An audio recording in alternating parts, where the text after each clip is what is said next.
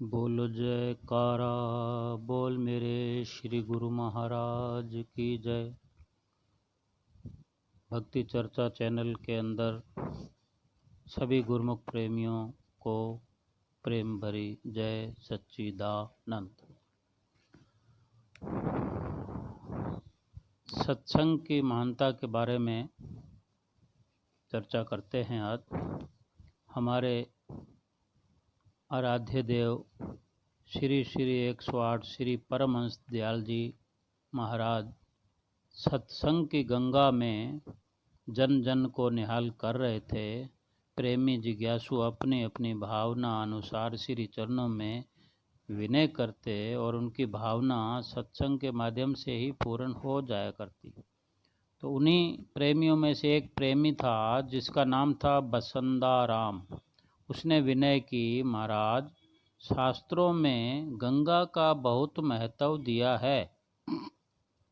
लाखों लोग गंगा स्नान के लिए जाते हैं, क्या सबके पाप धुल जाते हैं? कोई तीर्थ स्नान की महिमा को ऊंचा बतलाता है तो कोई संतों की संगत को। इंसान किस पर विश्वास करे? तो श्री सतगुरुदेव महाराज जी ने प्रवचन किए कि शास्त्रों ग्रंथों में जो कुछ लिखा है अक्सर अक्सर सत्य है, ठीक लिखा। ये तीर्थ स्थान या उन पर होने वाले समागम क्या जतलाते हैं, इसकी समझ इंसान नहीं रखता और इसी बुद्धि के तर्क वितर्क में समय गंवा देता है। गंगा में स्नान करने जाओ, वो पावन है,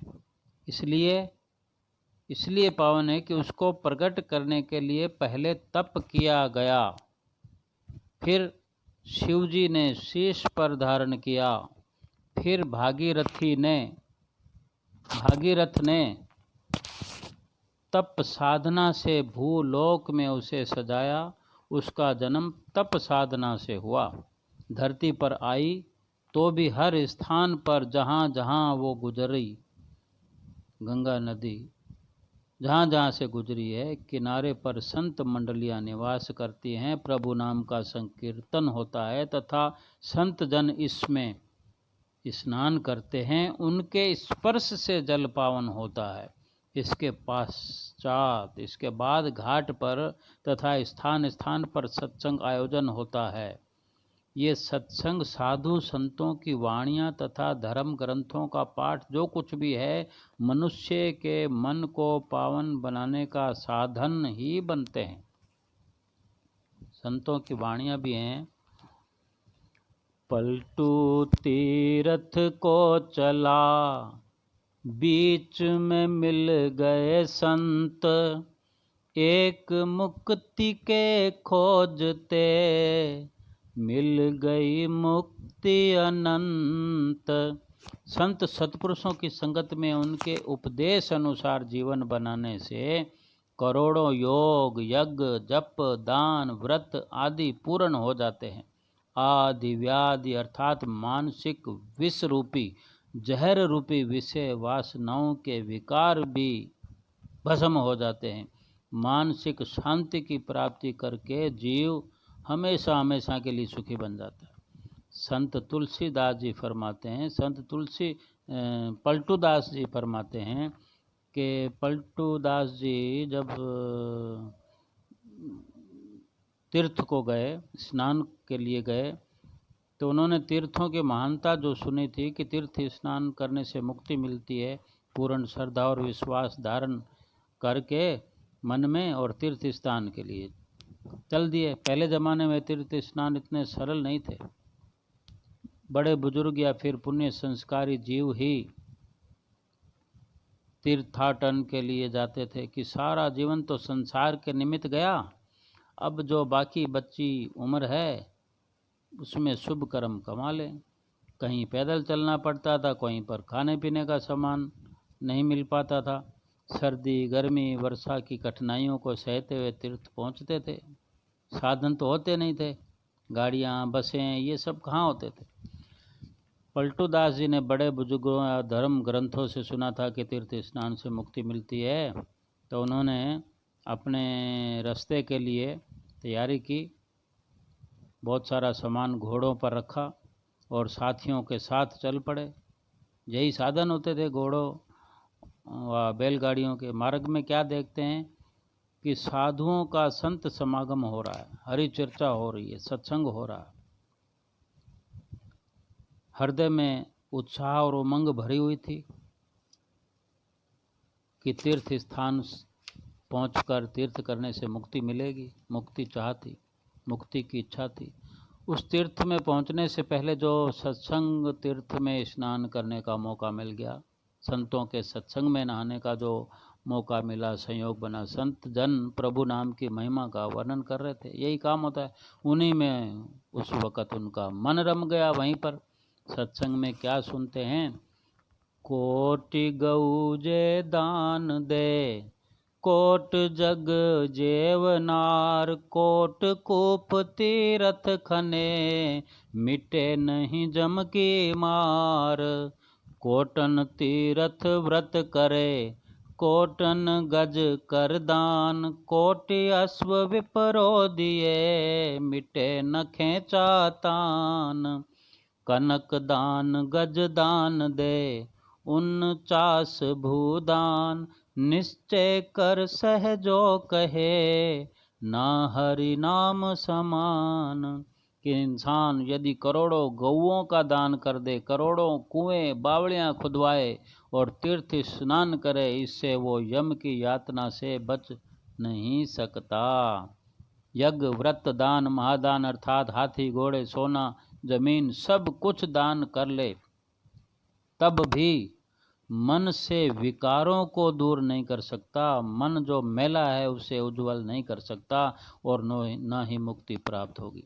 यदि सत्पुरुषों की संगत में प्रभु नाम की युक्ति सीख ले, नाम जपने का तरीका सीख ले, वो सबसे उत्तम है। नाम सुमरण के समान जीव का उद्धार करने वाला कोई साधन नहीं है। सत्संग सुनते ही प्रभु नाम की प्राप्ति की युक्ति सीखने के लिए उत्सुक हो गए और सत्संगत में मार्ग चलते न थकावट हुई और न ही विघ्न बाधा का भय रहा। आत्मा को अपना भोजन मिल रहा था, वे उसी में मस्त मानसिक शांति और सुख में समा रहे थे। उन्हें आत्म कल्याण का मार्ग मिला। उन्होंने अनुभव को वाणी में लिख दिया। एक मुक्ति के खोजते मिल गई मुक्ति अनंत। यानी पलटू दास जी कह रहे हैं कि एक मुक्ति के लिए गया था मैं, एक मुक्ति को प्राप्त करना था, घर से चला था जब, यही मन में ख्वाहिश थी कि मुक्ति मिल जाए, परंतु ऐसा अनुभव हुआ सत्संग से अनंत अनंत मुक्ति अर्थात उस नाम की प्राप्ति हो गई जिससे आवागमन का चक्कर ही मिट गया, प्रभु से मिलाप हो गया।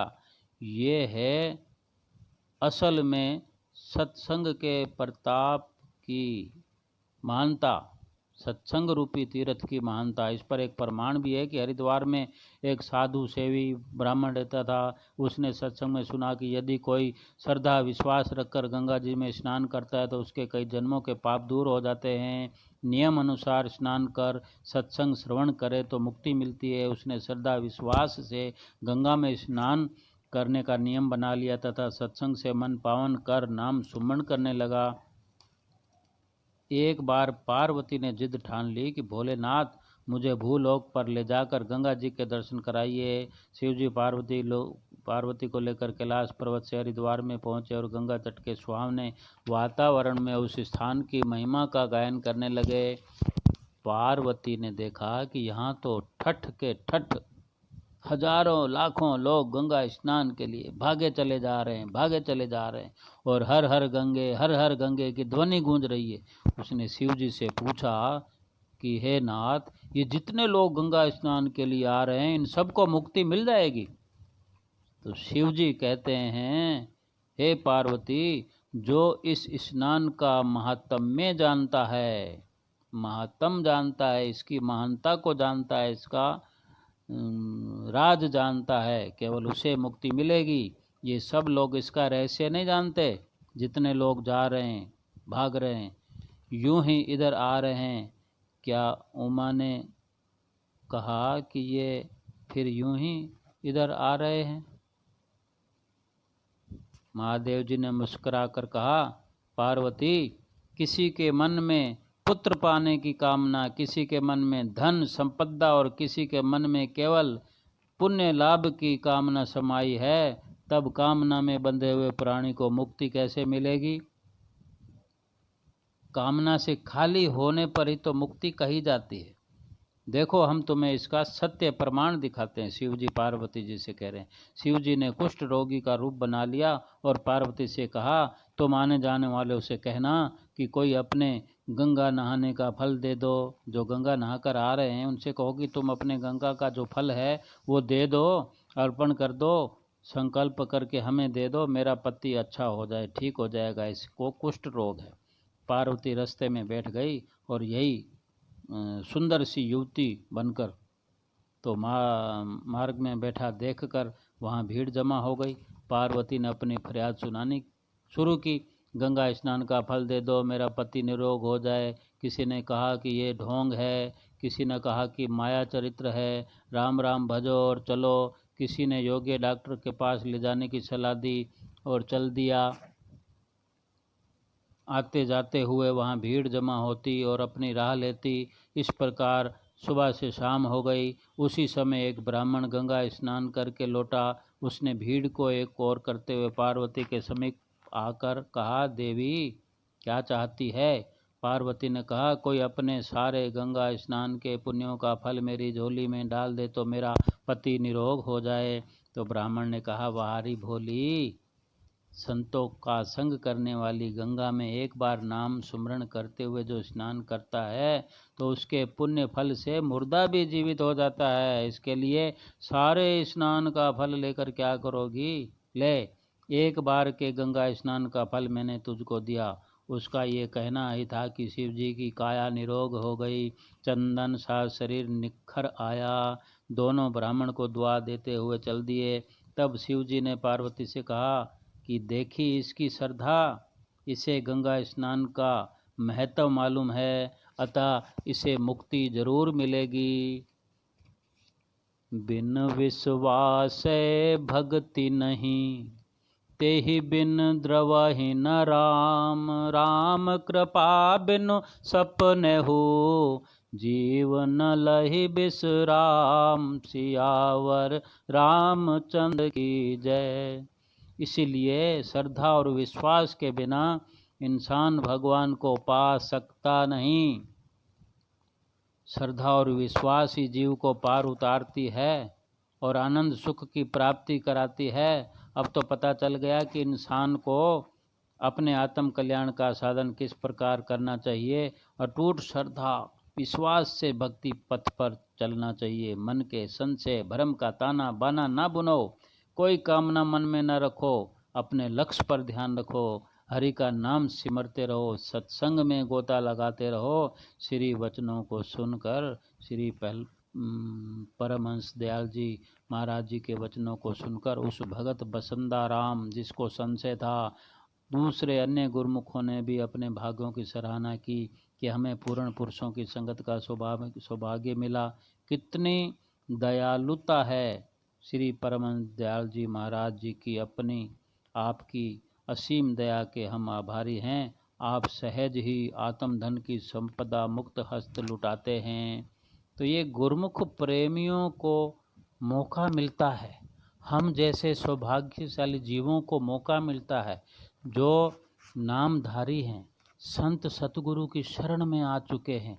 बार बार सत्संग में प्रवेश करें, बार बार नाम का स्मरण करें, 24 घंटे करें, सब कुछ भुलाकर उसी पर अपना फैसला छोड़ दें।